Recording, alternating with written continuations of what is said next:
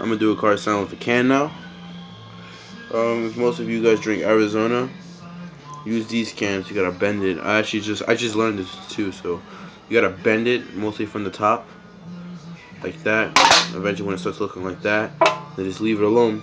And then I kind of figured it would work better if you do it as it's facing down. Because if you do it facing up, I don't think it works as good.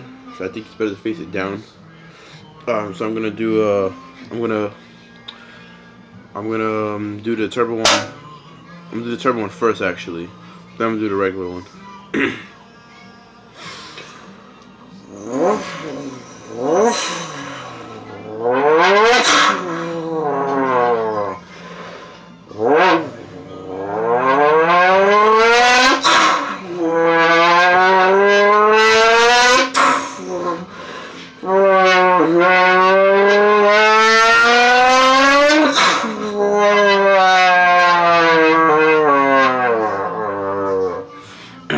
Now I'm gonna do the non-turbo one.